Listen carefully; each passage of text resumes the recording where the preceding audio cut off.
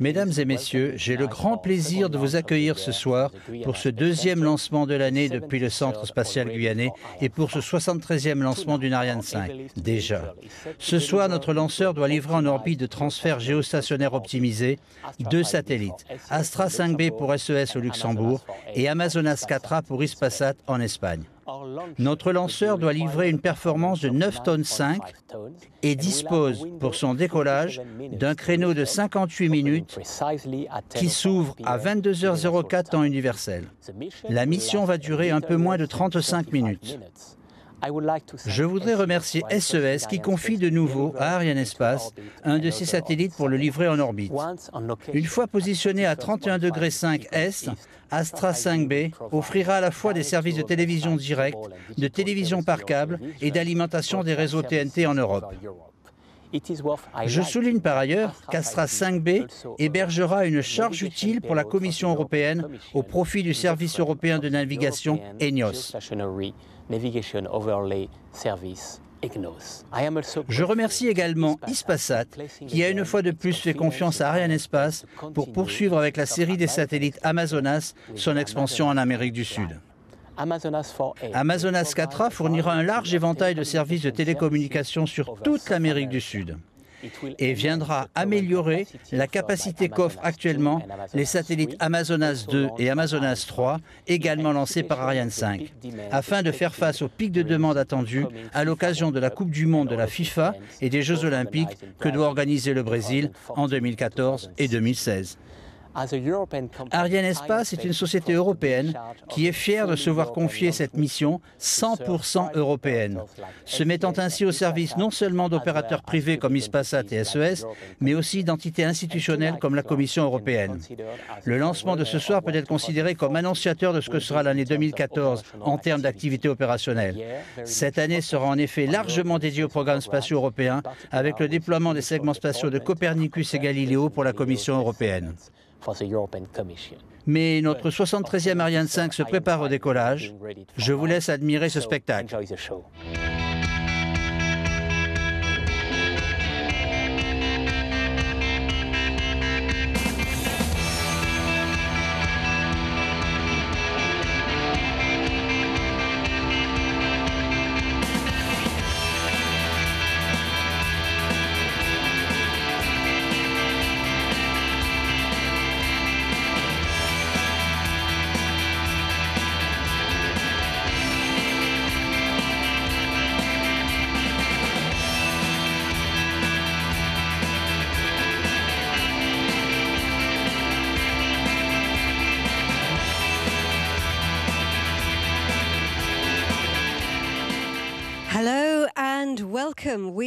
Et bienvenue à tous. Nous sommes en direct depuis le CSG, le Centre spatial guyanais. Ariane 5 et 600 pas de tir. On procède aux dernières opérations avant le décollage. Je voudrais saluer très chaleureusement tous ceux qui nous rejoignent ce soir, ceux qui sont venus ici dans cette salle, et pour un certain nombre, je sais qu'ils viennent de très loin. Je suis ravie de vous voir, bien sûr aussi à tous ceux qui sont devant leurs écrans, chez eux.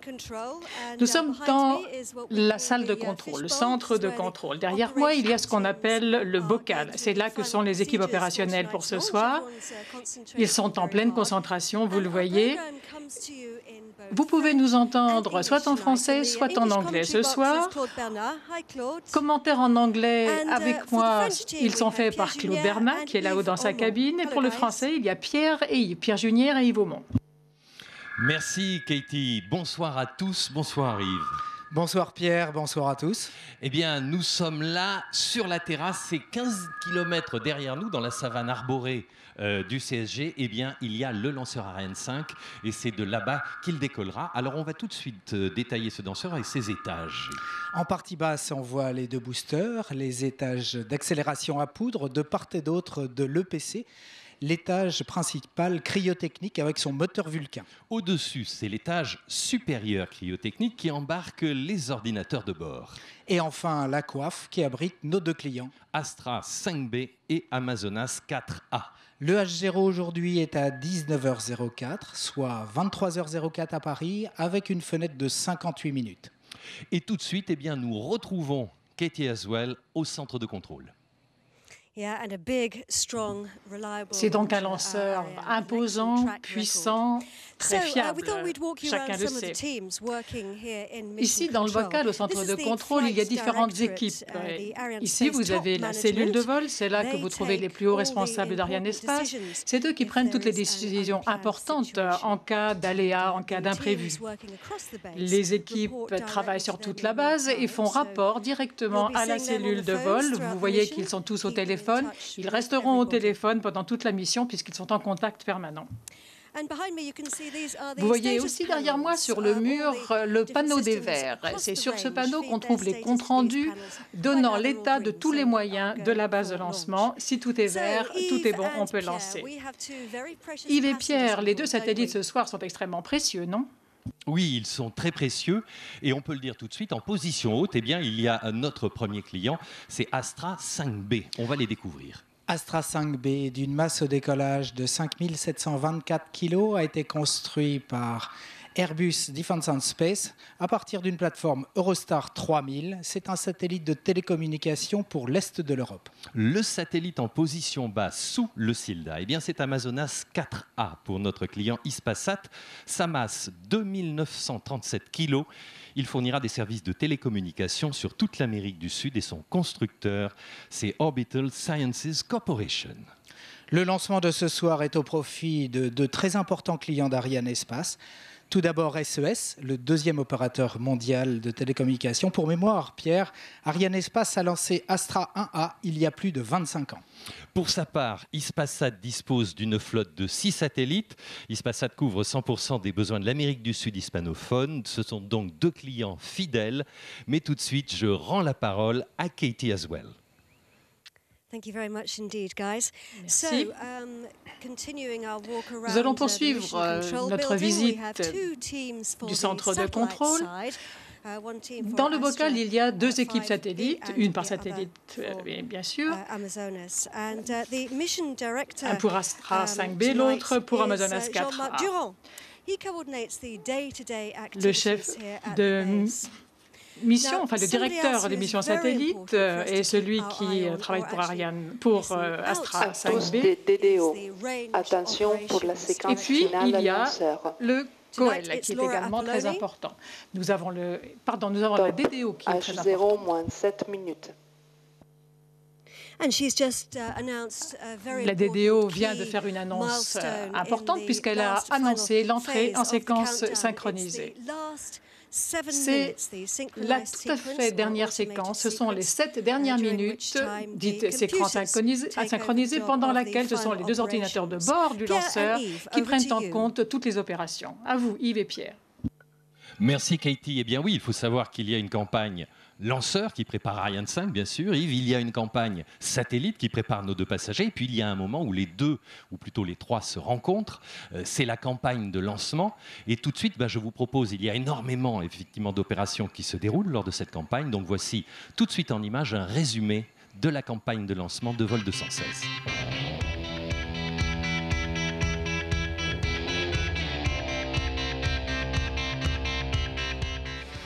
Arrivés par bateau, les éléments d'Ariane 5 sont acheminés vers le bâtiment d'intégration lanceur, le BIL. La campagne lanceur débute avec l'érection de l'étage principal cryotechnique. Les étages d'accélération à poudre sont ensuite intégrés, puis c'est au tour de l'étage supérieur cryotechnique. Après une phase de test, le lanceur se déplace alors jusqu'au bâtiment d'assemblage final, le BAF. De leur côté, Astra 5B et Amazonas 4A ont été préparés par leurs équipes dans 2 bâtiments dédiés. On vérifie le bon fonctionnement des équipements embarqués et des panneaux solaires dans des salles blanches. Enfin, on procède au remplissage de leur réservoir en ergol. Les satellites rejoignent ensuite le lanceur au bâtiment d'assemblage final pour être positionnés sous la coiffe. Amazonas 4A est installé en position basse sous le SILDA. Astra 5B en position haute au-dessus. À J-1, le lanceur posé sur sa table est tracté sur une voie ferrée jusqu'à sa zone de lancement. Ariane 5 est bientôt prête pour son voyage dans l'espace.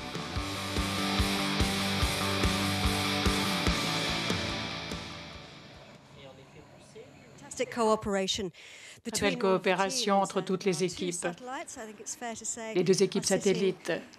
Ces deux équipes satellites qui sont en première classe, en tout cas, leur satellite est en première classe, sanglé sous la coiffe. Eh bien, parlons-en précisément de ces équipes satellites. Pour chacune des deux équipes, on a un DMS qui est le directeur de mission satellite, qui donne le feu vert pour le lancement du côté satellite lorsqu'il considère que le satellite est prêt.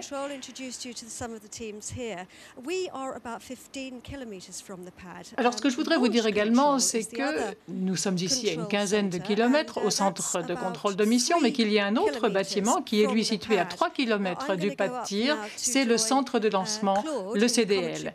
Je vais maintenant, moi, rejoindre Claude dans sa cabine de commentateur, dans notre cabine, mais Claude, pendant ce temps-là, va vous parler du CDL et vous dire ce que l'on y fait.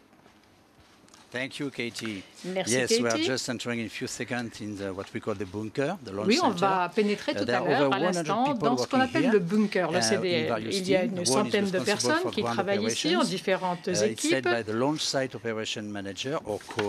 il y a le COEL, qui est Frédéric Faquin aujourd'hui. C'est le responsable des opérations sur l'ensemble de lancement. C'est lui qui, en coordination avec le centre de contrôle de mission, donnera définitivement le feu vert pour le lancement. Et puis, on a un responsable qualité qui est Bernard de Cotigny et qui fait en sorte que toutes les procédures soient appliquées de façon idoine. Et puis, il y a l'équipe du CEPAP, du côté lanceur, le CEPAP qui est le chef de production Ariane, le chef de projet à production Ariane, et c'est Laurent Jourdain. Et puis, il y a Isabelle Leclerc qui suit la qualité du côté lanceur. D'ailleurs, elle le fait d'abord en Europe, puis ici au CSG. Alors, qu'est-ce qui se passe à l'heure actuelle? Eh bien, on vient d'arrêter, il y a 3 minutes, on a arrêté les compléments de plat. Et je propose que nous donnions maintenant la parole à Pierre-Yves. Merci Claude. Eh bien, tout en haut du lanceur, vous l'avez aperçu sur les images, il y a 2 gros flexibles qui chacun alimente nos passagers. Puis en dessous, il y a 2 bras cryo de couleur jaune qui alimentent en continu, en ergol cryotechnique, l'étage supérieur, Yves. Oui, et l'alimentation s'effectue via les plaques à clapet qui sont ventilées à l'hélium. On cherche surtout à éviter un givrage par cryopompage qui pourrait aller jusqu'à une prise en glace de ces plaques, ce qui empêcherait leur déconnexion. Précision importante, l'hélium utilisé ne se liquéfie pas à la température de l'hydrogène liquide. Ben oui, c'est important à préciser. Vous avez sur ce gros plan, eh bien, à gauche, l'hydrogène liquide à moins 253 degrés et à droite, l'oxygène liquide à moins 183 degrés. Alors, tout de suite, on va préciser que ces plaques à clapet vont se déconnecter. Elles se déconnecteront très rapidement, après les bras se rétracteront environ à H0 moins 5 secondes. Et là, le lanceur sera prêt et ce sera le signal d'un départ imminent. Nous allons tout de suite commencer nos bonjours au site de réception. SES qui nous reçoit à La Haye et à Betzdorf, Hispasat à Madrid et Hispamar au Brésil. Mais tout de suite, on va laisser la DDO annoncer la dernière minute. H0 moins 1 minute. Voilà, on continue à dire coucou à Airbus, au Muro et à Toulouse, à Arianespace, à Évry, et puis tous les autres sites de nos partenaires industriels en Europe. Et puis ici, à Cayenne et à Sinnamary, on nous reçoit sur écran géant. Tout de suite, Yves, on va peut-être expliquer un peu plus en détail le H0. Au H0, nous verrons à l'image l'allumage du moteur Vulcain avec une courte phase de test, puis ce sera l'allumage des EAP et la puissance des EAP permettra aux lanceurs de décoller. Voilà, on dit bonjour évidemment à tous les internautes sur arianespace.com. On se tait, nous allons laisser Ariane 5 faire le spectacle et nous revenons dans quelques instants. À tout de suite. À tous des DDO, attention pour le décompte final. 10, 9, 8, 7, 6, 5, 4, 3, 2, 1. Top. Allumage Vulcain. Allumage EAP. Décollage.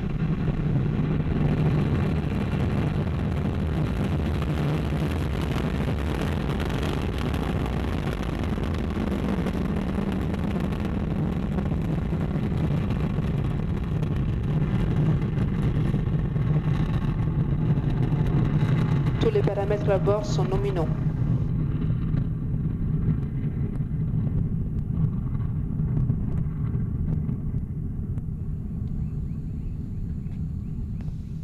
Les paramètres à bord sont conformes à l'attendu. Eh bien, c'est comme d'habitude, c'est phénoménal, c'est époustouflant, c'est même trop rapide avec tous ces nuages bas, environ 1300 tonnes de poussée au décollage, une poussée équivalente à 60 moteurs d'avion. Et ce sont les deux EAP qui produisent 90% de la puissance du lanceur. La consommation est d'environ 2 tonnes de poudre par seconde. En 2 minutes, on aura donc consommé environ 240 tonnes. Ça gronde derrière. Ah oui, le bruit nous envahit. Hein. Là, c'est extraordinaire d'être sur la terrasse. On sent toute la puissance au travers des ondes de son. Et vous savez que nos caméras ne pourront pas suivre le lanceur sans doute très longtemps. Et on va se reporter assez rapidement sur la courbe de vol affichée sur vos écrans. La courbe de vol, elle reflète en temps réel la trajectoire d'Ariane 5 puisqu'il y a un petit carré qui se déplace au fur et à mesure sur cette trajectoire prévisionnelle. Et on aperçoit maintenant en bas de votre écran, sur le bandeau, à gauche l'altitude du lanceur en kilomètres et à droite sa vitesse en kilomètres par seconde. Alors dans le ciel de Kourou qui est très nuageux, eh bien, dans quelques instants, les EAP fabriqués en Guyane par Régulus Aéropropulsion vont arriver à la fin de leur mission et le lanceur va pouvoir se délester de leur masse à vide, d'une masse à vide de 36 tonnes chacun. On va perdre 72 tonnes d'acier, mais c'est sans la poudre, bien évidemment. C'est sans la poudre et ces propulseurs seront séparés par une découpe pyrotechnique des bielles. Et afin d'éviter toute collision avec le corps central, 8 fusées d'éloignement. On vient de le voir. On vient de le voir sur ces images 3D. Maintenant, on le voit sur ces images de caméra embarquées. Alors tout à l'heure, au décollage, la masse d'Ariane 5 était de 773 tonnes et en 2 minutes et demie, elle a subi une sacrée cure d'amaigrissement, Yves. Une grosse cure d'amaigrissement puisque nous venons de perdre à peu près les 2/3 de la masse du lanceur au décollage, c'est-à-dire plus de 500 tonnes. Il reste néanmoins 230 tonnes en vol. Alors, prochaine étape, le largage de la coiffe. Alors, cette coiffe, eh bien, en début de vol, elle protège nos passagers de toute pollution, de toute vibration acoustique au décollage et puis de l'échauffement aérodynamique des frottements de l'air. Tout ça, c'est pour le début de vol. C'est pour le début de vol, mais une fois qu'on a atteint une altitude d'environ 100 km, on se retrouve dans le vide. Il n'y a donc plus d'échauffement parce que l'atmosphère est raréfiée. On peut donc séparer la coiffe sans danger pour nos 2 satellites. On la voit d'ailleurs sur l'image de synthèse. Elle est larguée à 111 km. Alors la coiffe se sépare en 2, vous le voyez. Elle batte dans l'air sous l'impulsion d'un cordon pyrotechnique. Ça s'est séparé, ça retombe dans l'océan et 2,5 tonnes de moins sur le lanceur. Et évidemment, plus le lanceur s'allège, plus il accélère. Voilà une coiffe de 17 mètres de haut en sandwich aluminium-carbone. Alors, on va tout de suite, dans quelques instants, revivre ensemble ce décollage. C'était il y a moins de 4 minutes et ça a été très rapide ici parce que la couverture nuageuse est très forte. Alors, regardez bien ces images, ça va très très vite. Ariane 5, véritablement, en Usain Bolt, nous a quittés à toute allure. Et qu'est-ce que ça a fait comme impression, Yves? Vous ne l'aviez pas vu, vous m'avez dit depuis très longtemps. Non, effectivement, moi, la dernière fusée Ariane que j'avais vue de l'extérieur était une Ariane 4 avec de la propulsion à liquide. Et là, je dois dire que la grosse différence, c'est d'une part la luminosité phénoménale que l'on voit. Et on a vu le ciel s'éclairer. Littéralement, c'était étonnant. Oui. Et d'un autre côté, cette accélération surprenante. D'ailleurs, on a passé Mach 1 en 49 secondes seulement. Et oui, quand je parlais du Usain Bolt, vous le voyez. Alors, c'était tout à fait impressionnant. C'était un petit peu court, puisqu'il y a beaucoup de nuages ici à Kourou. Alors, nous allons, on voit le 3e replay, c'est presque le plus beau, là, en plan serré. C'est le plus beau et on voit la caméra qui tremble. Voilà, nous allons quitter notre terrasse, nous allons quitter tous les moustiques aussi qui nous ont pris en affection et nous allons retourner dans nos cabines. Ici, dans le ciel de Kourou, eh bien, il n'y a plus de visibilité, mais tout de suite, ce sont les news. 58e succès d'affilée le jeudi 6 février pour Ariane 5, qui a mis en orbite 2 satellites, ABS-2 pour l'opérateur ABS et Athena Fidus pour les agences spatiales françaises et italiennes. Un premier lancement parfait pour débuter l'année 2014. Lors du salon Satellite 2014 à Washington, Stéphane Israël a plaidé pour l'ouverture du marché américain à la compétition internationale, en soulignant que l'Europe n'est pas fermée à la concurrence pour ses propres satellites. Gale Winters, rentré au conseil de l'ESA en 1993, a récemment pris les fonctions de directeur des lanceurs de l'Agence spatiale européenne. Il nous explique très rapidement comment il envisage le futur du spatial européen. Aujourd'hui est un jour important. Important pour Arianespace, bien sûr, avec ce nouveau lancement d'une Ariane 5, mais important aussi pour les clients qui ont fait confiance à ce lanceur pour placer en orbite leurs satellites et augmenter ainsi leur capacité d'exploitation. Nous bénéficions en Europe d'une situation tout à fait unique avec nos 3 lanceurs, Vega, Ariane 5 et Soyouz, grâce auquel il est possible de satisfaire la demande mondiale en matière de lancement. Et ce système fonctionne très bien, mais on ne peut pas en rester là. Dans notre domaine d'activité, il est aussi très important de développer des technologies nouvelles et d'augmenter la performance des lanceurs. Or, c'est précisément ce à quoi nous travaillons à l'heure actuelle. En coopération avec l'industrie, les centres nationaux et Arianespace, l'Agence spatiale européenne a lancé différents projets d'amélioration. L'amélioration du lanceur Vega, l'amélioration conséquente d'Ariane 5, mais aussi les travaux de préparation du développement d'un nouveau lanceur, Ariane 6. Voilà ce que nous projetons de faire, voilà ce qu'il faut faire pour préserver à l'avenir notre accès à l'espace, pour satisfaire les besoins de nos clients et pour assurer durablement le succès du système de lancement européen. Arianespace a annoncé le 19 février la signature de 2 contrats pour Vega, le satellite OPSAT 3000 pour l'Italie et le satellite Vénus pour l'Agence spatiale israélienne.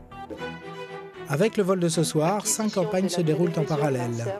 La prochaine Ariane 5 mettra sur orbite Optus 10 pour l'Australie et Measat 3B pour la Malaisie, l'Inde et l'Indonésie.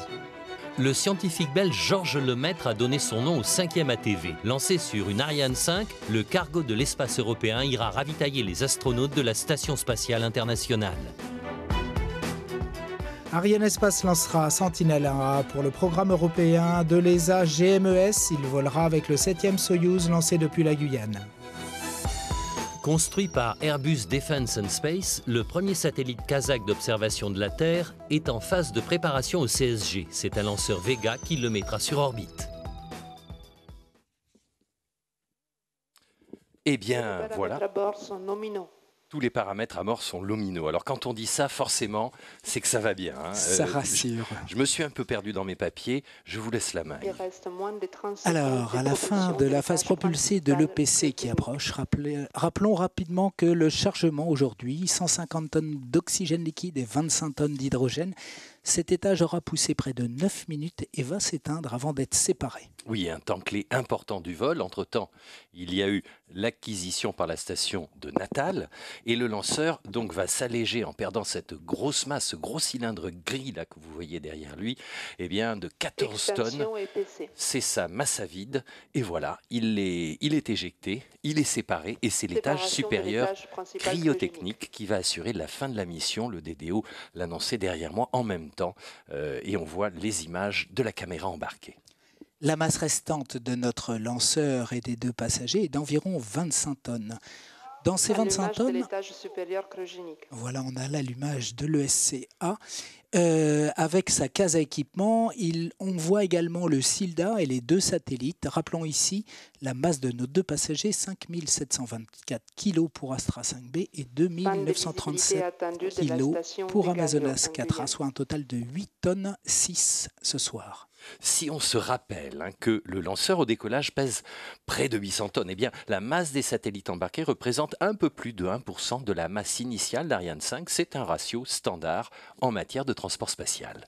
Alors Pierre, au bout de 10 minutes, on voit qu'on est à 176 km d'altitude avec une vitesse qui dépasse déjà les 7 km par seconde. Le lanceur survole actuellement l'océan Atlantique. La vitesse, si on la traduit, nous sommes à 25 000 km/h. 25 000 km/h. C'était 7 km/s, excusez-moi. Et Ariane 5 a déjà rêvé donc au milieu de l'océan entre Amérique du Sud et Afrique. Nous vivons ensemble le 2e tir de l'année pour Arianespace. Et il faut le dire tout de suite, l'année 2014 sera une année bien remplie, planning chargé. Planning très chargé, nous avons d'ailleurs eu 5 campagnes en parallèle, une prouesse des équipes opérationnelles. Cela montre un niveau d'excellence et une parfaite adéquation avec notre besoin d'opérateurs. Et puis il faut le dire, Yves également, avec la gamme de lanceurs Arianespace et ces 3 lanceurs opérationnels, c'est un petit peu automatique que la cadence s'accélère. D'ailleurs, nous avons un nouveau bâtiment en construction, le NBR, un bâtiment qui est prévu pour la préparation des étages frégates de Soyouz, ce qui donnera implicitement plus de souplesse dans la préparation des lanceurs et des satellites. Sa mise en service est prévue mi-2015. Oui, c'est important de dire ça, car il faut toujours être en mouvement dans le spatial. Pour vous donner, on les a vus dans les news, mais rapidement, je peux brosser le planning des mois à venir ou des semaines à venir. Le prochain lancement s'effectuera sur Soyouz avec Sentinel 1A. Au programme des prochains vols, le 3e lancement de Vega, le lanceur léger. Ariane 5 lancera aussi Measat 3B et Optus 10, et également l'ATV numéro 5, l'ATV Georges Lemaître. Comme nous avons un peu de temps, Pierre, je vous propose de revenir sur la trajectoire du lanceur. On a vu le décollage qui a été réalisé grâce à la puissance des EAP sur une trajectoire qui était quasiment verticale. Puis après, il y a eu l'extinction. La trajectoire s'est légèrement incurvée jusqu'à la fin du vol de l'EPC pour atteindre environ 180 km d'altitude. Ensuite, la phase propulsée de l'ESC a commencé par une phase de perte d'altitude jusqu'à 150 km afin d'augmenter la vitesse du lanceur. Et en finale, on va rejoindre l'orbite GTO visée. Et oui, c'est la trajectoire normale. Quand on la voit en coupe, effectivement, on a une espèce d'effet tremplin. Le lanceur descend un petit peu et puis tout d'un coup, il va remonter pratiquement à la verticale. On l'observe très bien sur la courbe. Tout de suite, nous allons découvrir Astra 5B pour SES avec Martin Halliwell, son directeur technique. C'est un film en langue anglaise.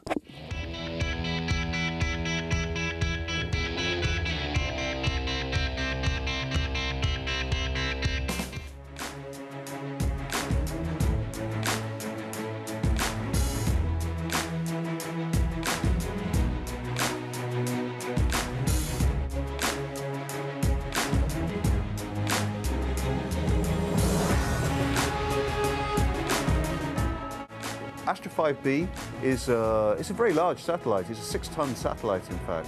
It's the 4th of our Astrium satellites, which was to be launched here in this particular sequence. It's the 8th Eurostar satellite that we've actually purchased from Astrium. So it's a well-known, it's a well-developed and extremely reliable spacecraft. Astra 5B is our latest satellite in our Astrium set of procurements. It's going to fly at 31.5 degrees east, has 40 Ku band transponders and 6 Ka band transponders. Its primary mission is the development of DTH in Eastern Europe and in Russia. It's basically there to allow new entrants into the DTH world the opportunity to develop their platforms and to start developing their business. It's to allow contribution of digital feeds to both to cable, digital terrestrial transmission distribution systems. It allows us also to develop the broadband activities in Eastern Europe, both with Ka band, where we have 6 transponders, and Ku band, where we have 40 transponders. There's one other aspect which is also very interesting with 5B, and that's it, we're flying a hosted payload. We're flying the second of our EGNOS payloads. This is an augmentation payload to allow GPS to be more accurate, and allows aircraft to use it. It allows very, very accurate measurement of position on the ground, so for surveying and such like. It's a big step forward, and it forms a cornerstone of the EU's Galileo system for the future. The orbital slot at 31.5 east is a major development area for us.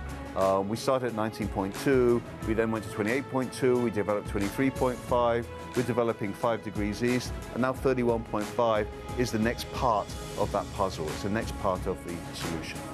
We're very excited about this launch, and we're ready to take control of this and to be successful for another 15 years with it.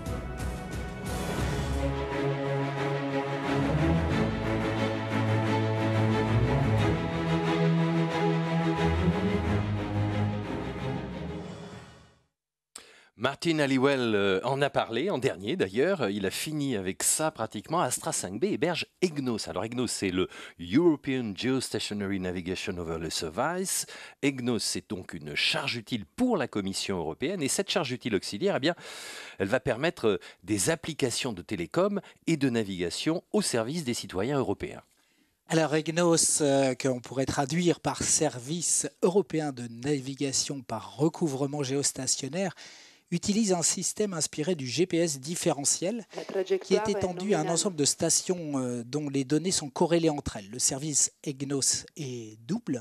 D'abord, offrir un service ouvert et utilisable par tous, améliorant la précision donnée par le GPS, mais également un service à information garantie, utilisable notamment par l'aviation civile européenne, Pierre. Oui, c'est important. EGNOS a été décidé et financé par la Commission européenne, l'Agence spatiale européenne, l'ESA, et Eurocontrol, l'organisme européen chargé de la sécurité de la navigation aérienne. Alors, nous revenons à ce vol 216. Arianespace a décollé depuis plus de 16 minutes, et il y a un peu plus de 2 minutes, eh bien, le DDO a annoncé l'acquisition du lanceur par la station d'Ascension. Il y a un réseau de stations sol, donc c'est Galio ici au CSG, Natal à l'extrême est du Brésil, Ascension au milieu de l'Atlantique, Libreville au Gabon et Malindi au Kenya. Ces stations, elles sont en fait réparties sur l'équateur et elles dessinent un petit peu la trace au sol du lanceur. Toutes ces stations acquièrent les données de la télémesure et les retransmettent instantanément à la station Galio, ici au centre spatial guyanais. On verra tout à l'heure, on découvrira en images les équipes du CVI. Il faut savoir qu'à bord, il y a à peu près 5000 informations transmises à l'OBC, l'ordinateur de bord, qui se situe dans la case à équipement. Ces mesures, Yves, elles sont ensuite compactées pour être transmises par les émetteurs télémesures du lanceur aux stations aval. Et oui, Pierre, et ces données arrivent au CVI, qui signifie contrôle visuel immédiat. On visualise donc en temps réel les principales données, il y en a environ 50. Ainsi, on a un suivi temps réel de la santé du lanceur tout au long du vol. Voilà, tout se déroule bien. On le voit, la DDO et le DDO adjoint, Damien Simon, qui sont là, qui surveillent évidemment, puisque c'est eux qui retransmettent les informations du CVI et qui nous donnent en temps quasi réel eh bien, la santé du lanceur. Vous voyez, c'est l'étage supérieur cryotechnique qui continue à pousser sur cette belle image 3D avec ce cône de gaz éjecté qui est tout bleu et qui va continuer à pousser encore un petit moment. Alors, on peut dire tout de suite que l'altitude, elle est de plus de 176 km. La vitesse, plus de 8,30 km par seconde. Donc, tous ces critères vont augmenter puisque vous le voyez sur la courbe qui est en haut à droite, eh bien, on est en phase d'ascension. C'est ce qu'on vous disait tout à l'heure, c'est ce que vous nous expliquiez. L'acquisition de la télémesure lanceur par la station de Libreville au Gabon. Voilà, nous événement avons laissé... que nous attendions, l'acquisition par Libreville. Tout de suite, on retrouve Amazonas 4A avec un film en langue anglaise.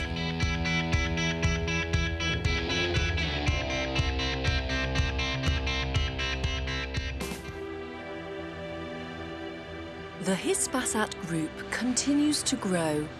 A new satellite is joining its fleet, so that we can continue to offer the most innovative services, so that we can further strengthen our position at the cutting edge of satellite communications, so that we remain a benchmark operator in Latin America, so that we continue to spearhead the distribution of content in Spanish and Portuguese. The Hispasat Group is launching its 11th satellite, the Amazonas 4A.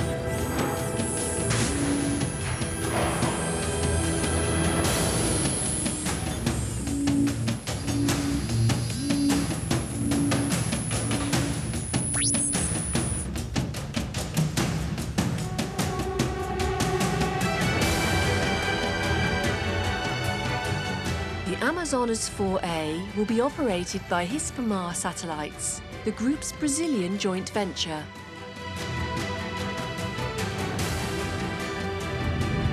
The satellite provides additional space capacity for Latin America. The coverage extends from Venezuela and Colombia to southern Argentina and Chile. Built by Orbital Sciences Corporation, the new satellite is based on a GeoStar 2.4e platform. It has a wingspan of 23 meters and stands 4.7 meters tall. It carries a payload of 24 Ku-band transponders, operating simultaneously 2 deployable antennas and 3-axis attitude control, guaranteeing high-precision pointing. At the end of its lifetime, it will have a payload power of more than 7 kilowatts. The Spanish industry, Thales Alenia Space España, RIMSA, INSA, GMV, and Indra also played a key role in the construction of the Amazonas 4A and in its ground segment. With a lift-off mass around 3 tons, the fleet's new satellite will be carried into space from the Kourou base in French Guiana, on board Ariane Space Ariane 5 ECA launch vehicle. The Amazonas 4A is especially designed to provide audiovisual services. Its high capacity guarantees efficient and reliable communications for the deployment of platforms for the broadcast and distribution of content. Latin America is growing. The Hispasat Group is growing. Amazonas 4A. More capacity, better services. Voilà, nous avons tous vu le service de télécommunication sur toute l'Amérique du Sud. Ce sera donc le 25e satellite construit par Orbital que lance Arianespace. Orbital Sciences Corporation est situé à Dulles, en Virginie aux États-Unis, et c'est la 20e plateforme Star 2 construite par Orbital. On peut rajouter également que c'est le 8e satellite lancé par Arianespace pour l'Espagne et le 6e pour l'opérateur Hispasat Group. Et dans le carnet de commandes d'Arianespace, eh bien, il y a encore un lancement pour Hispasat, celui d'Hispasat AG1. Alors Amazonas 4A va renforcer la position d'Hispasat et fournir un éventail de services de télécommunications et de télévision sur l'Amérique du Sud, notamment pour 2 événements importants, Pierre, la retransmission des matchs de Coupe du Monde de football en juin 2014 et ensuite des Jeux Olympiques de 2016 organisés au Brésil. Eh bien oui, imaginez s'il y avait une finale entre l'Espagne et le Brésil. Alors, vers qui irait Hispasat? Ça, on ne sait pas. Alors, nous assistons en direct au vol 216 d'Arianespace. Tout se déroule normalement. Si vous nous rejoignez à l'instant, sachez que c'est l'étage supérieur cryotechnique qui est actuellement en action. La DDO vient de nous annoncer qu'il y avait environ 2 minutes encore de propulsion, si je l'ai bien entendu. En complément, si on regarde nos paramètres, la trajectoire est en phase de prise rapide d'altitude. Alors, rappelons qu'Ariane 5... à bord du lanceur sont nominaux. Je laisse Laura parler. Ben oui, on l'écoute quand même. Va passer de 178 km lors de l'allumage du HM7B à 613 km d'altitude lors de son extinction. La vitesse, elle, passera seulement de 7 km/s à plus de 9 km/s. L'orbite GTO visée est avec un périgée de 250 km et une apogée de 36 000 km. Eh bien voilà, oui, c'est l'orbite GTO classique, standard. L'étage supérieur cryotechnique qui continue à pousser. Sa masse totale, eh bien, c'était 19 tonnes, mais il avait embarqué près de 15 tonnes d'ergol liquide. Et c'est l'étage et le moteur qui fonctionnent le plus longtemps sur Ariane 5. C'est un petit moteur HM7B qui, par contre, a un excellent rendement, même si sa poussée est faible, car elle ne dépasse pas 7 tonnes.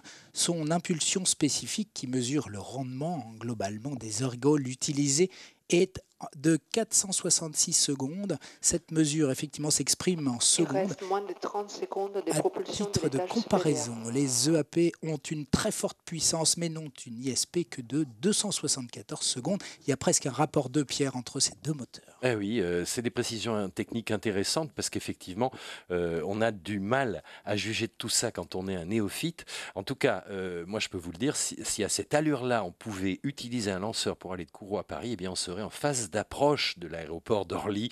20 minutes pour faire Paris-Kourou. Je sais qu'il y en a beaucoup qui en rêvent. Extension de l'étage supérieur cryogénique. Eh bien voilà, avec ce ravissant accent de cette DDO, eh bien nous savons que la phase propulsée est terminée. C'est le balai de l'espace qui commence. On Début est de la manœuvre sur... d'orientation au profit du satellite. Voilà, elle Astra vient de le 5B. dire également. On va commencer à s'orienter. Alors, ces images 3D, on le précise tout de suite, hein, Yves, elles sont conformes au programme de vol. C'est vraiment fidèle à ce qui se passe tout là-haut, dans le ciel, loin de nos yeux. Absolument, nous sommes dans une phase où le lanceur va s'orienter pour permettre la séparation de notre premier passager Astra 5B. Cette orientation, rappelons-le, est rendue possible grâce au système SCAR, le système de contrôle d'altitude et de roulis, à l'aide de tuyères alimentées en hydrogène gazeux. Alors bien sûr, on vise toujours la meilleure trajectoire possible pour l'injection des satellites sur leur orbite de transfert géostationnaire. Et l'optimisation du point d'injection est quelque chose de très important car, bien évidemment, plus le lanceur est précis, eh bien, plus il permet d'économiser les ergols du satellite. Donc plus il allonge la durée de vie du satellite qu'il a embarqué. Les satellites, eh bien, pour l'instant, ils sont encore accroché au lanceur. Hein. Le lanceur, vous le voyez sur ces images, qui n'est plus composé que de l'étage supérieur et de la case à équipement. On peut parler peut-être rapidement du système de séparation du satellite. On voit le satellite posé sur son adaptateur. Il est maintenu par une sangle et un système pyrotechnique va permettre, par une découpe de boulons, de séparer la sangle qui est actuellement sous tension. Cette sangle, en se relâchant, va libérer le satellite.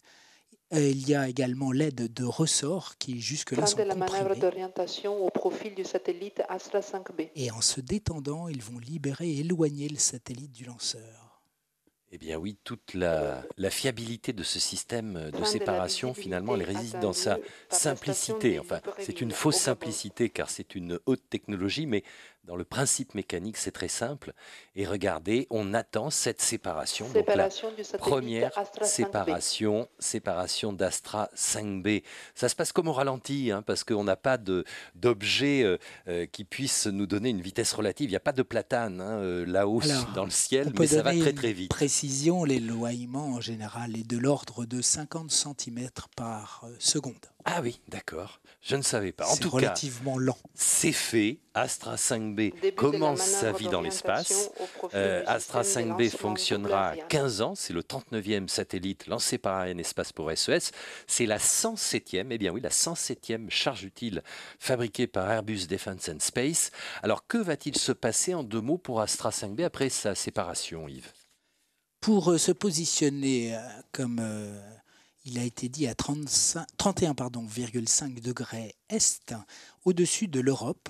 L'une des premières opérations aura lieu environ dans 2 heures, c'est-à-dire qu'on déploiera partiellement les panneaux solaires. C'est une opération vitale pour assurer la recharge des batteries et maintenir le satellite en bon fonctionnement.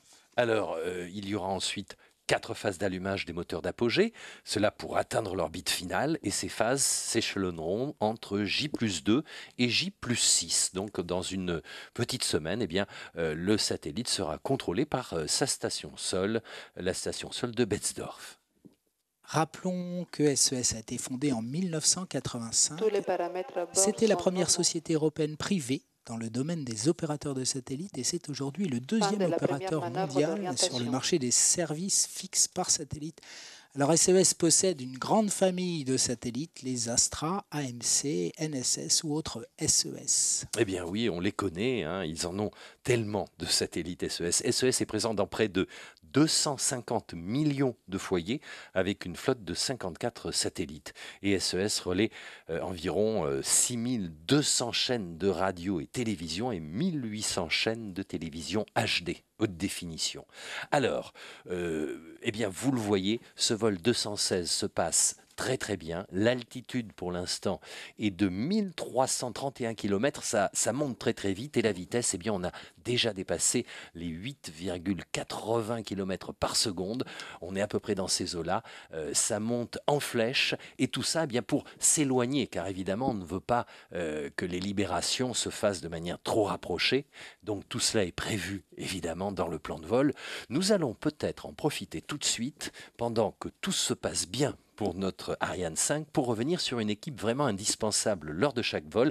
Et nous y rentrons en images, nous rentrons au CVI, le contrôle visuel immédiat. Alors sous la responsabilité de Nathalie Philippe, ce soir, le CVI renseigne les équipes opérationnelles en direct et grâce à lui, on a la confirmation en direct de toutes les étapes clés du vol. Donc il y a eu l'allumage du moteur HM7B, la séparation des étages et puis bien entendu la séparation des satellites. On est entre deux séparations à l'heure actuelle. Ce que l'on sait moins, c'est qu'après le lancement, il y aura une rapide exploitation des données pour avoir une synthèse dès le lendemain lors de la CRAL qui a lieu à J+1 et la totalité des paramètres sera analysée une dizaine de jours plus tard à Évry. Oui, effectivement, ces données de vol seront exploitées conjointement par différentes équipes de spécialistes industriels et d'Arianespace. Cela permettra de constituer la mémoire des vols. C'est une chose très importante et d'avoir une analyse approfondie de chaque sous-système du lanceur. Et on peut aussi dire, Yves, que c'est le CVI qui va suivre la fin de mission de l'étage supérieur. C'est-à-dire qu'après le largage du second passager, après la libération d'Amazonas 4A, eh bien le CVI va continuer à travailler pour contrôler la passivation des réservoirs de l'étage supérieur. Et cette ultime opération est quand même importante puisqu'elle permet d'éviter la propagation de débris spatiaux. C'est également une obligation de ne pas générer de débris spatiaux. C'est pour cela que l'ESC sera positionné sur une orbite dégradée pour ne pas gêner la mise à poste des satellites. Ensuite, l'attraction terrestre fera le reste. Petit à petit, cet étage inerte va retomber et il finira par se désintégrer en rentrant dans l'atmosphère terrestre. Mais on a un petit peu de temps, ce sera dans une vingtaine d'années. Voilà. Mais rien ne presse. En tout cas, pour nous, la phase balistique de ce vol 216 continue. Alors, nous avons déjà évoqué le SILDA, le système de lancement double Ariane. Alors, c'est le cylindre noir en carbone qui, vous le voyez, est à la proue du lanceur, au sommet du lanceur en ce moment. On peut peut-être donner quelques petites explications. Oui, le SILDA, c'est une structure qui permet de fixer le satellite haut sur le lanceur tout en protégeant le satellite bas. Il est muni d'un cordon pyrotechnique qui permet de le séparer après largage de la charge utile haute afin de pouvoir ensuite larguer à son tour la charge utile basse. Et vous le voyez, eh bien l'altitude continue à augmenter, 1960 km, et ça va continuer à augmenter. La vitesse, elle, s'est un petit peu stabilisée, hein, c'est normal parce qu'on monte. Donc il faut pousser, c'est 8,33 km par seconde à l'heure actuelle très précisément. Alors on est maintenant sur l'orbite de transfert géostationnaire, une orbite elliptique qui passe, vous l'avez dit tout à l'heure Yves, par un périgée de 250 km et qui va aller jusqu'à un apogée de 36 000 km d'altitude. Et ce vol 216 se déroule tout à fait normalement. Et nos clients, bien évidemment, pour Astra 5B, c'est dans la poche, c'est gagné. C'est gagné pour eux. Mais bien évidemment, Amazonas 4A, ils sont très attentifs à la séparation du SILDA que vous voyez sous vos yeux avec ces images 3D. Du système de lancement double Ariane. Et on découvre aussitôt le satellite Amazonas 4A qui était caché sous le SILDA. Cette séparation d'Amazonas 4A va s'effectuer avec un spin lent d'environ 1 degré seconde. C'est ce qu'on appelle en jargon, Pierre, le mode barbecue. Ah, mais je connais ce jargon et le mode assez barbecue. Fréquemment évoqué. Souvent, il est utilisé d'ailleurs pour répartir la chaleur, parce que vous savez que tout là-haut dans le ciel, bien évidemment, il peut faire très froid quand on ne reçoit pas les rayons du soleil et très très chaud quand on les reçoit. Et donc, ce mode barbecue permet d'équilibrer les ondes thermiques, on va dire la chaleur à l'intérieur du satellite, sur le satellite. Quel est le programme post-séparation pour Amazonas 4A? Alors encore accroché à notre Ariane 5, mais quand il sera libéré, que se passera-t-il? Alors après séparation, il y aura de même des opérations de mise à poste du satellite. Il y aura 4 phases d'allumage des moteurs d'apogée et Amazonas 4A atteindra son orbite finale à J+8. Vous le savez peut-être ou vous ne le savez pas, Hispasat a été créé en 1989 avec comme objectif d'être opérateur de satellites des zones hispanophones et lusophones, là où on parle espagnol et portugais. Ils sont leaders dans la diffusion télévisuelle de ces deux langues. Nous attendons Ah oui, nous attendons religieusement. Alors, c'est quand même, je vais préciser, le 8e opérateur mondial Hispasat. Et voilà, son satellite vient d'être libéré. 59e succès d'affilée pour Ariane 5. Alors, il s'agit des 482e et 483e satellites mis à poste par Arianespace. Arianespace est bien la référence du transport spatial international, Pierre. Ah oui, tout à fait, la référence. 2014, on l'a dit tout à l'heure, mais on va le redire, s'annonce comme une année au service de l'Europe avec des missions ATV5, Sentinelle 1A ou encore Galileo. Et Arianespace, dans ce cadre précis, s'impose bien évidemment comme fournisseur d'accès indépendant à l'espace. Et on voit à l'image des clients satisfaits, des visages épanouis, l'aboutissement de plusieurs mois de travail avec des projets satellites et lanceurs. C'est un soulagement, un relâchement. On voit vraiment du bonheur sur des visages, Pierre. Oui, merci à nos clients. On souligne effectivement au passage que les satellites lancés par Arianespace représentent plus de la moitié des satellites commerciaux en activité. Alors, je ne sais pas d'où vient d'ailleurs cette mode des chapeaux des canotiers. Alors, je ne sais pas non plus. Il y avait les cigares. Alors, c'est peut-être ceux qui mettent des canotiers vont peut-être tout à l'heure fumer des cigares. On verra. En tout cas, bravo à l'ensemble des acteurs de ce vol. Cette réussite, elle est le résultat tout simplement du travail des équipes. Alors merci à tous les opérationnels, bien évidemment. On y associe tous les partenaires d'Arianespace en Guyane, alors que nous revoyons les images de cette séparation avec la courbure de la Terre tout en bas. Elles sont très jolies ces images. Oui, vraiment, très belles images. Alors, merci à tous ceux, prestataires, hommes et femmes, qui travaillent ici en amont sur la préparation de ces lancements. On peut dire qu'Ariane 5 est un formidable outil de développement technologique pour l'Europe.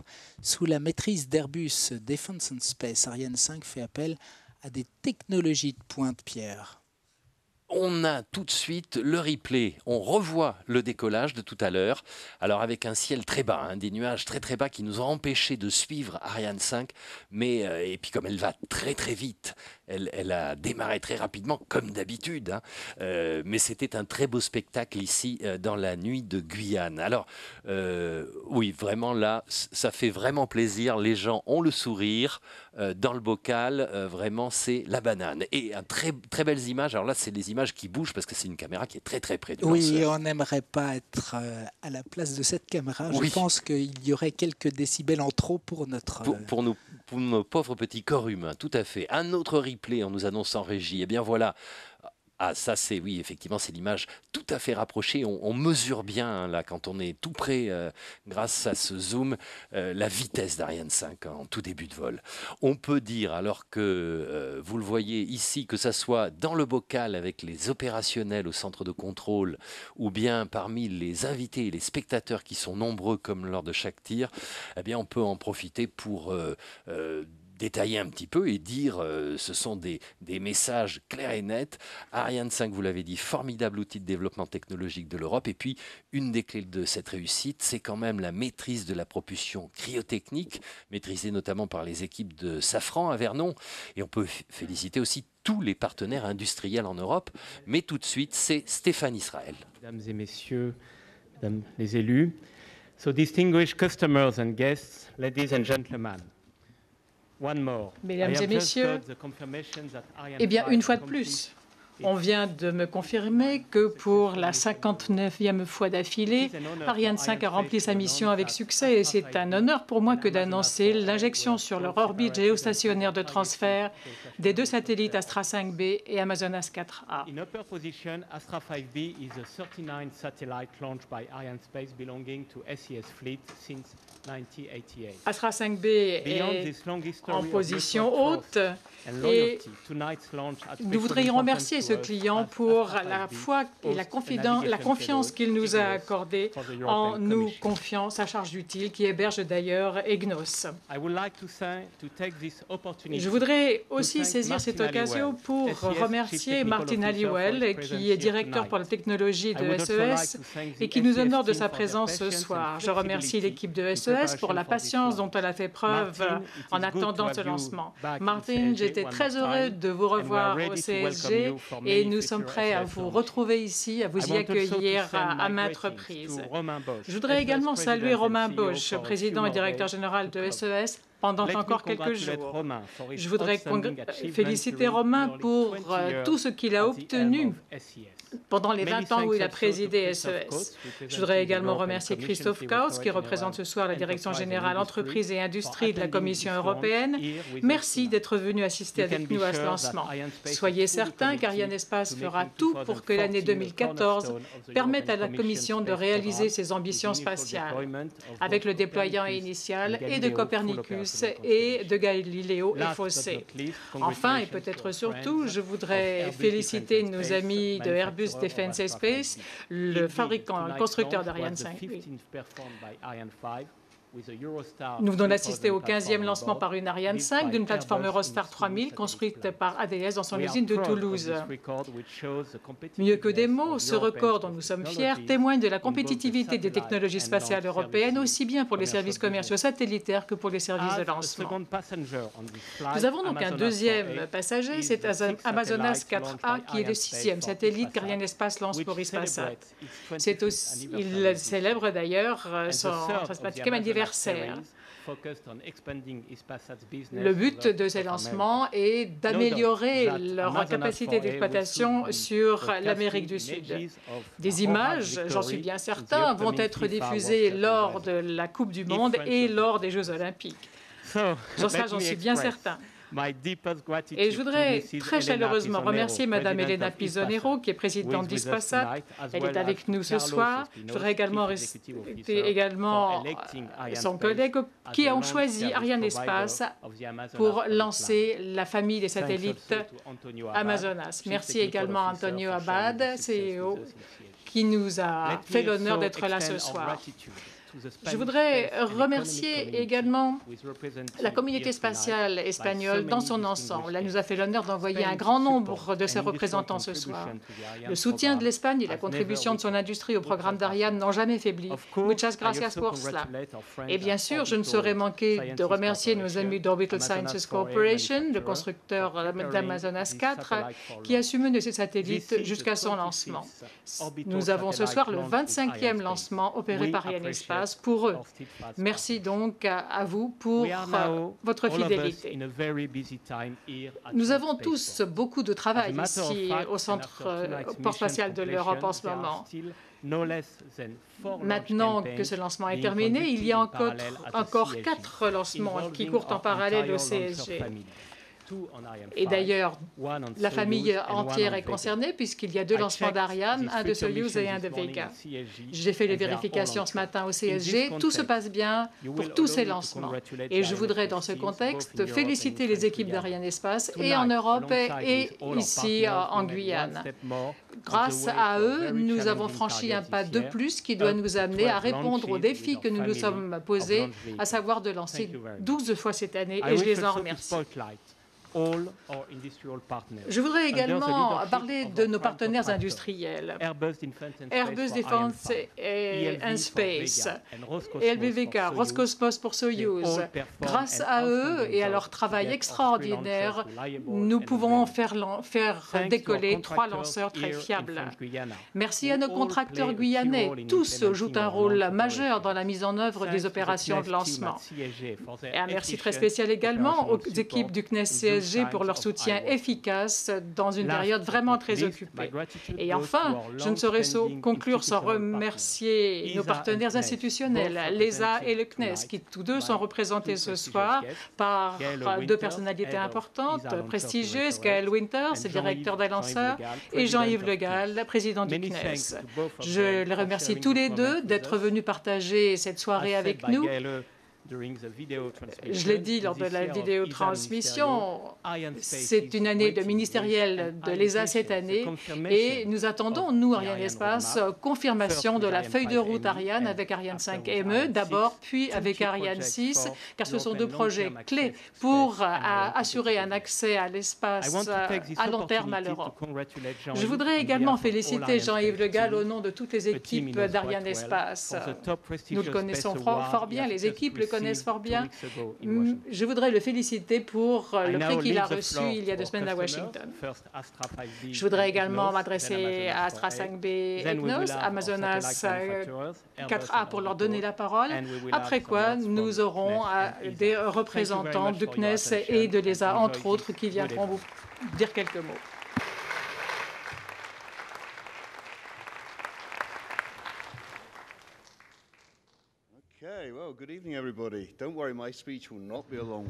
Bonsoir à tous et à toutes. Je ne parlerai pas longuement. Tout d'abord, comme Stéphane vient de le dire, c'est notre 39e satellite lancé par Ariane, 8e satellite d'ADS. D'abord, je commence par les remerciements. J'aimerais remercier à titre collectif l'ESA, le CNES et surtout Stéphane et toute son équipe, parce que c'est vraiment une histoire de professionnalisme et d'excellence qui est exprimée par toute cette équipe. Et c'est ce qui permet de faire une chose extrêmement compliquée sur le plan technique, paraît tout à fait routinier. On a l'impression que c'est facile et c'est tout le contraire. Et c'est dû à l'esprit professionnel aigu de toutes ces équipes. Donc vraiment, je vous félicite pour cela.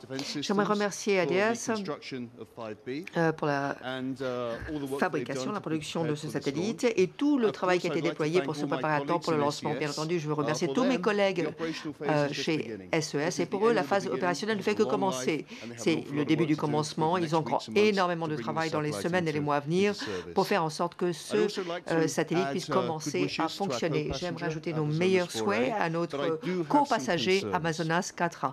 J'ai quelques préoccupations. Ma préoccupation réelle, c'est que l'Angleterre ne fera pas partie de la Coupe du Monde suffisamment longtemps pour que ça puisse être retransmis par Amazonas 4A. Je vous remercie tous. Je vous dis à dans 2 mois pour le prochain lancement. Merci à tous et bonne soirée.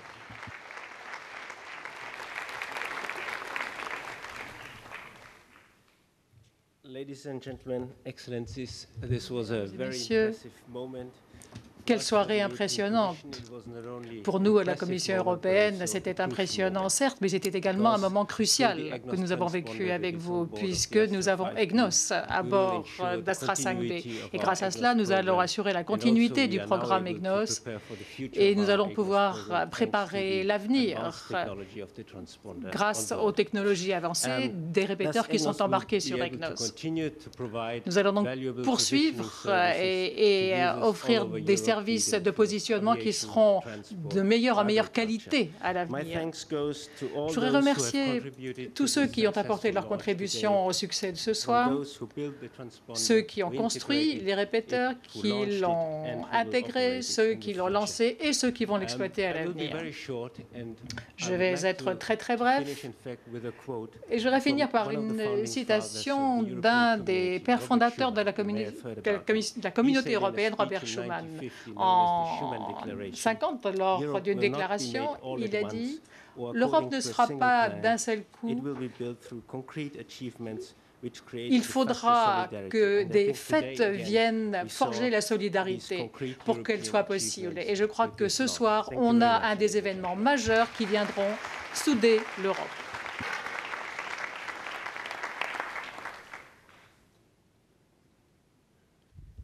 Excellencies, Ladies and gentlemen. Excellences, Mesdames et Messieurs, c'est toujours un très grand plaisir de partager une belle réussite avec notre client SES. C'est un pas de plus dans la coopération qui nous unit et c'est toujours avec le même plaisir que nous retrouvons cela. Mais la tâche n'est pas terminée parce qu'il y a encore la vie du satellite, il y a encore beaucoup de travail à faire, mais je crois que nous avons très bien démarré.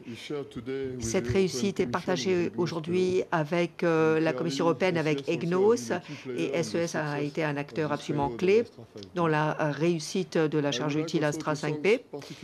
Et j'aimerais tout particulièrement remercier Arianespace de ce nouveau lancement réussi. Je l'ai dit, comme le dit Martine, on a l'impression que c'est facile. difficile, mais c'est parce qu'il y a un niveau de professionnalisme qui est absolument indispensable pour permettre une telle performance. Et je souhaite bon voyage également à notre copassager et j'aimerais féliciter toutes les équipes d'ADS qui ont travaillé côté satellitaire ou côté lancement, qui ont travaillé à la conception et à la fabrication du satellite. Tout ceci a été rendu possible grâce à l'excellente coopération avec SES, ce qui est absolument capital pour ces histoires de réussite. Je vous remercie.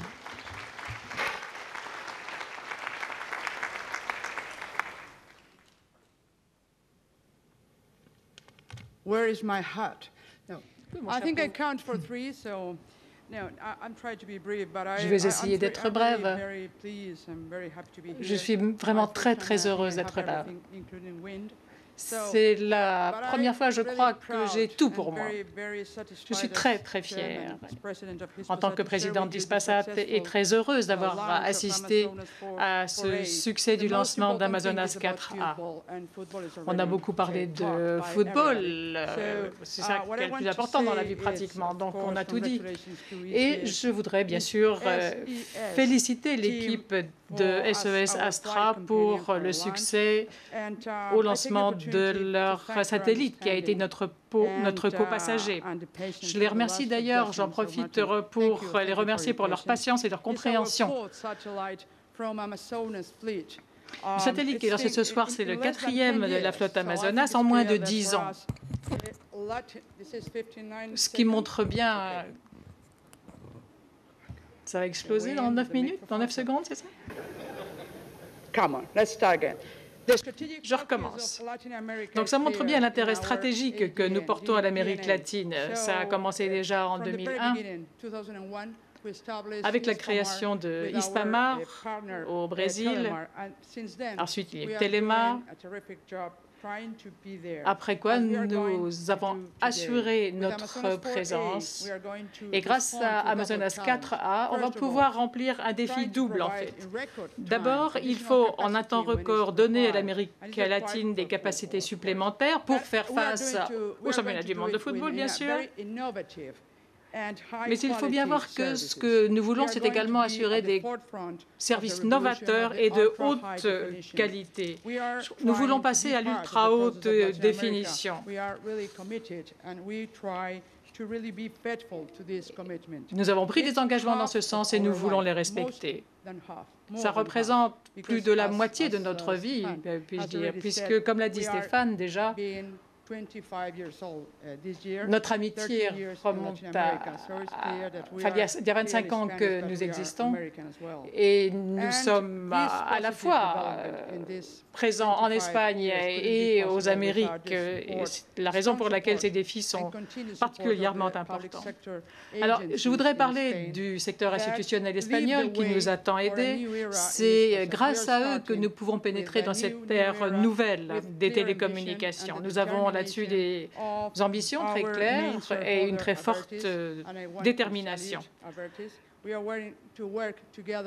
Et je voudrais d'ailleurs saluer particulièrement le groupe Abertis, qui est devenu notre principal actionnaire, parce que nous n'avons pas que le secteur public qui investit, mais également de plus en plus le secteur privé. Ce que nous voulons, c'est construire un pont entre l'Europe et l'Amérique latine.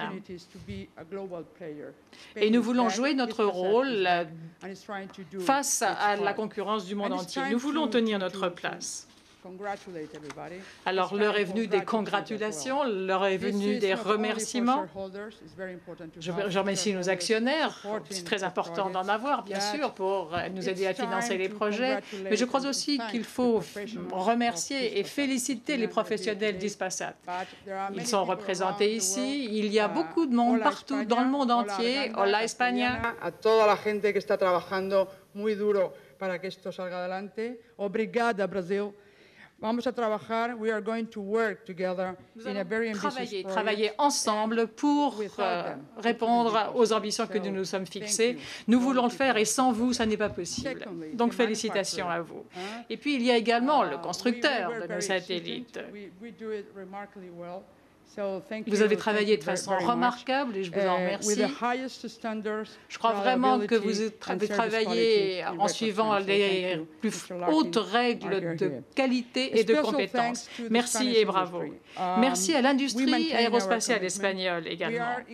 Notre groupe s'est engagé à intégrer dans nos fournisseurs les sociétés les plus dynamiques en Espagne. Ce que nous avons fait est ce qui améliore la performance économique du pays. Je citerai Thales Alenia Space, RIMSA, GMV, Indra et INSA. Ils sont tous très importants pour l'avenir.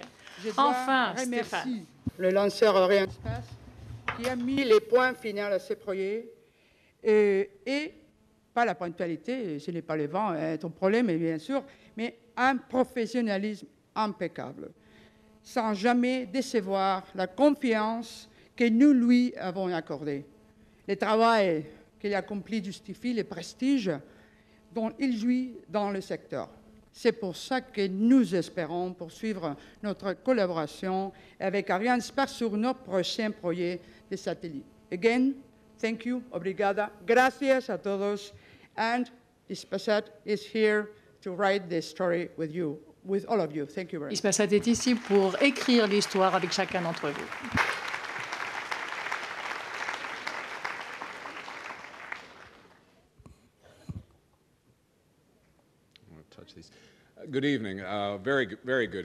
Bonsoir.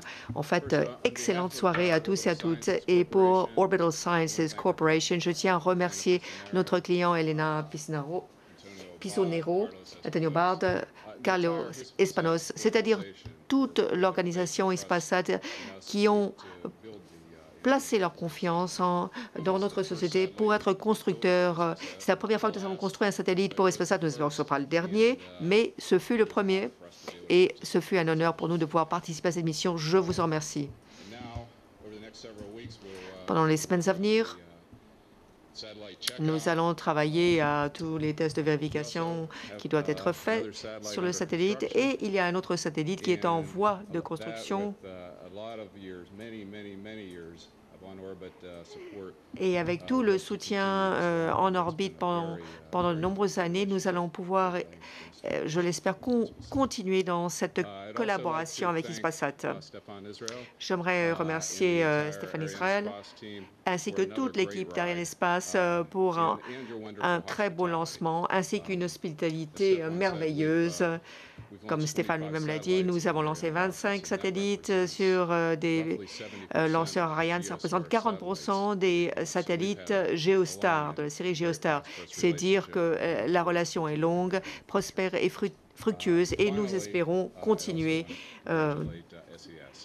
ainsi. Et enfin, et surtout, j'aimerais féliciter SES. Très belle soirée. Je vous remercie tous.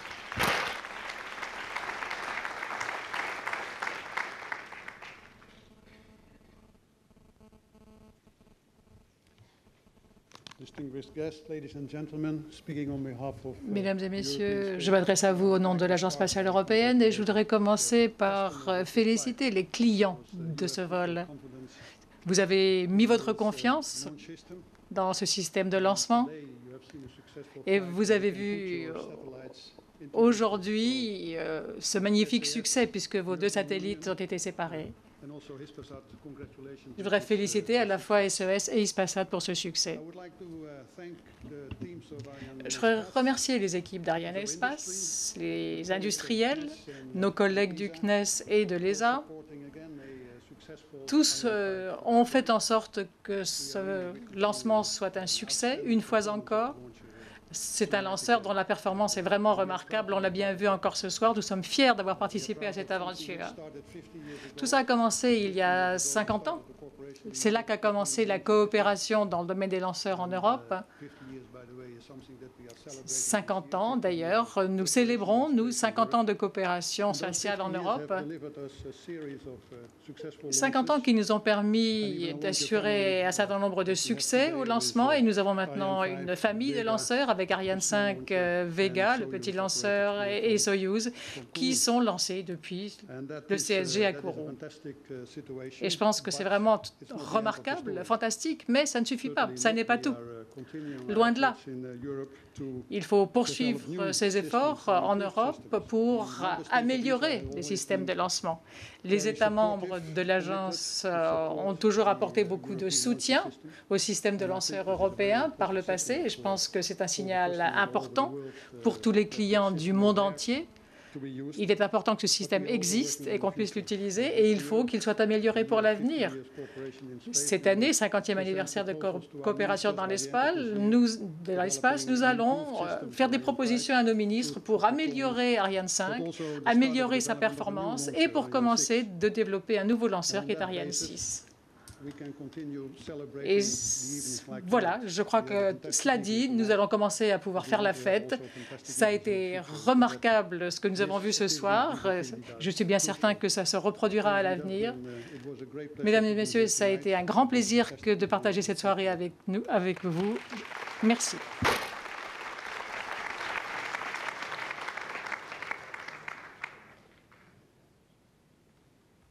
Bien, je voudrais à mon tour dire quelques mots. Je vous rassure, je ne serai pas très long parce qu'il y a déjà eu beaucoup de discours. Mais donc ce soir, nous avons eu ce 59e succès et je crois que vraiment c'est une nouvelle performance tout à fait exceptionnelle et c'est le résultat d'un travail acharné qui a été fait par tous les partenaires du programme Ariane au cours des 11 dernières années. Je voudrais vraiment les féliciter. Je voudrais aussi rappeler pour nos amis guyanais que la Guyane est un partenaire particulièrement important de l'espace européen, puisque c'est ici que nous avons notre base de lancement, à la fois stratégique, compétitive. Et donc je veux remercier l'ensemble des élus et des collectivités locales qui soutiennent l'action du Centre spatial guyanais et le développement de l'industrie spatiale ici en Guyane. Je veux aussi saluer nos partenaires des forces armées, de la gendarmerie, qui nous protègent avec un engagement total et un sens du service remarquable et qui garantissent une disponibilité maximale de nos installations, tout en assurant une totale sécurité. Mais le succès de ce soir, c'est aussi la conséquence de la confiance de nos clients. Et je voudrais les remercier. Et je me souviens que lorsque nous avions signé ce contrat avec Elena et Martine, je vous avais dit que vous pouviez nous faire confiance et Ariane 5, une fois encore, nous a donné raison. Aujourd'hui, comme vous le savez, ça a été dit par Gail Winters, l'Europe souhaite continuer à fournir aux opérateurs de satellites du monde entier le meilleur des services de lancement. C'est pour cela que tous ensemble, nous travaillons pour préparer la prochaine génération de lanceurs européens. Je crois même qu'il y a un petit dessin qui est là.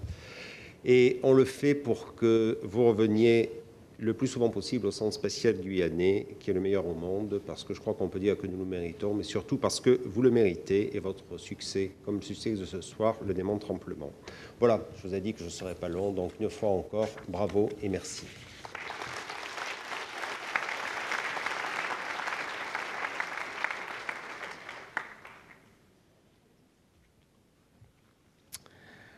Okay, so I think it's time to conclude for je crois tonight. que l'heure est venue de conclure pour ce soir.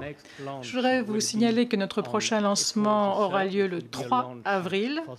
Ce sera un lancement pour la Commission européenne, avec le début du déploiement du programme Copernicus. Ce sera lancé par un Soyuz et c'est quelque chose que nous attendons avec impatience. Nous travaillons d'arrache-pied pour que ce soit possible dans les temps. Je vous souhaite maintenant une bonne soirée. Merci à vous tous d'être venus et de nous avoir suivis. Et nous nous retrouvons ici au CSG le plus tôt possible.